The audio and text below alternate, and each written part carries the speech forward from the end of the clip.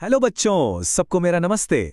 तो आज हम लोग एक ऐसी चीज के बारे में जानेंगे जिसे हम सब लगभग हर रोज देखते हैं, कंप्यूटर्स। चलिए, आइए मिलकर शुरू करते हैं और समझते हैं कि ये आखिर है क्या चीज। तो सबसे पहला और सबसे जरूरी सवाल, आखिर ये कंप्यूटर है क्या? है ये जो मशीन हम हर जगह देखते हैं, स्कूल में, घर पर, दुकानों में, ये आखिर करती क्या है? अगर बिल्कुल आसान शब्दों में समझे ना, तो कंप्यूटर एक इलेक्ट्रॉनिक डिवाइस है, यानी एक ऐसी मशीन जो बिजली से चलती है। सिंपल। अब इसका काम क्या है? इसका काम है डेटा को प्रोसेस करना। अच्छा, प्रोसेस करने का क्या मतलब हुआ? सोचिए, जैसे आटा, पानी और नमक को मिलाकर हम रोटी बनाते हैं, बस वैसे ही कंप्यूटर हमसे इंफॉर्मेशन लेता है, उस पर काम करता है और हमें एक रिजल्ट देता है। सिर्फ इतना ही नहीं, ये इंफॉर्मेशन को स्टोर भी करता है, बिल्कुल जैसे हम अपनी कॉपी में नोट्स लिख कर रखते हैं। और हाँ, कैलकुलेशंस तो इतनी तेजी से करता है ना, जैसे कोई सुपर फास्ट कैलकुलेटर हो आपके पास। चलिए आगे बढ़ते हैं।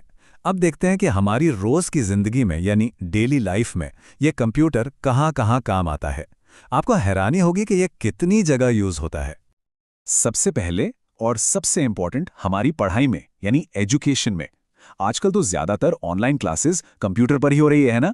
और जब स्कूल का कोई प्रोजेक्ट बनाना हो या इंटरनेट से कुछ नया सीखना हो, तो सबसे पहले कंप्यूटर ही याद आता है। इसी को तो ई लर्निंग भी कहते हैं।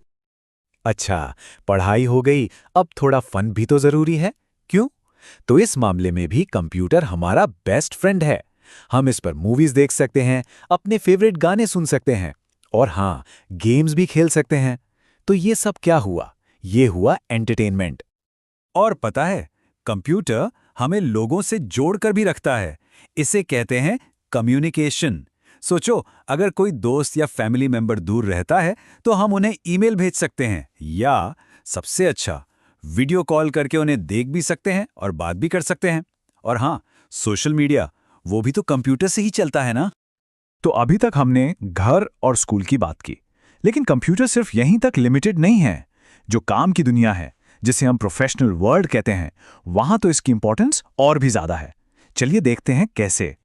सबसे पहले सोचिए बैंक्स के बारे में। हम सब जो पैसा बैंक में रखते हैं, उसका पूरा हिसाब किताब कंप्यूटर ही तो रखता है। और वो एटीएम मशीन जिससे हम पैसे निकालते हैं, वो भी एक तरह का कंप्यूटर ही है। इसकी वजह से ही सारे ऑनलाइन ट्रांजैक्शंस इतने सेफ और फास्ट हो पाते हैं। अब बात करते हैं हॉस्पिटल्स यानी चिकित्सा के फील्ड की।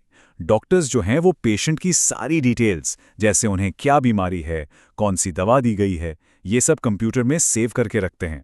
यही नहीं, जो बड़ी बड़ी मशीन्स होती है ना टेस्ट के लिए, जैसे सीटी स्कैन या एमआरआई, वो भी कंप्यूटर के कंट्रोल से ही चलती हैं। सोचिए कितना इंपॉर्टेंट है ये। और बड़े बड़े ऑफिसेज में, वहां तो कंप्यूटर के बिना काम चलना बिल्कुल मुश्किल है।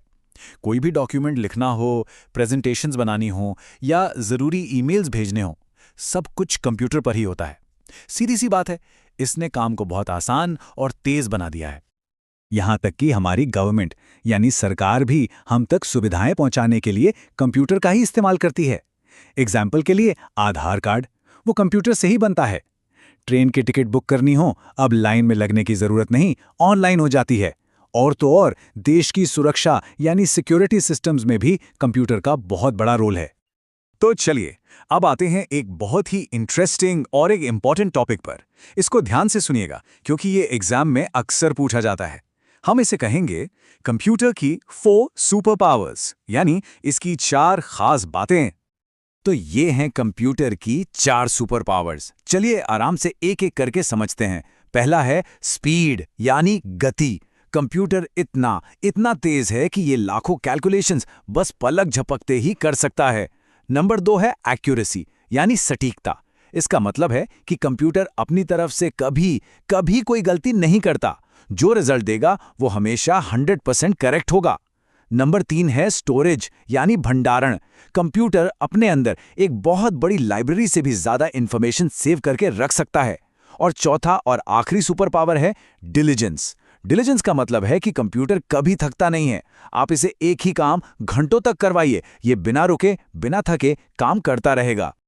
अच्छा, अभी हमने एक्यूरेसी की बात की ना, कि कंप्यूटर गलती नहीं करता। यहां एक बहुत जरूरी चीज याद रखनी है। एक प्रिंसिपल है जिसे कहते हैं GIGO।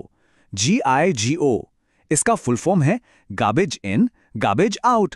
आसान भाषा में इसका मतलब है कचरा अंदर तो कचरा बाहर। यानी अगर हम कंप्यूटर को गलत इंफॉर्मेशन देंगे तो रिजल्ट भी तो गलत ही आएगा ना, है ना? कंप्यूटर अपनी गलती नहीं कर रहा, वो तो बस वो ही कर रहा है जो हमने उसे करने को कहा है। चलिए तो अब पूरा टॉपिक रिवाइज कर लेते हैं ताकि एग्जाम के लिए सब कुछ एकदम पक्का हो जाए। ये हैं इसके सबसे इंपॉर्टेंट पॉइंट्स, इन्हें ध्यान से सुनिएगा। तो हमने क्या सीखा कि कंप्यूटर एक मल्टीपर्पज इलेक्ट्रॉनिक डिवाइस है, ठीक? इसके मेन यूजेस कहाँ कहाँ हैं? एजुकेशन, बैंकिंग, हेल्थ केयर और हाँ, एंटरटेनमेंट में। और इसकी वो 4 सुपर पावर्स कौन सी हैं? चलिए साथ में बोलते हैं। स्पीड, एक्यूरेसी, स्टोरेज और डिलीजेंस। बिल्कुल सही।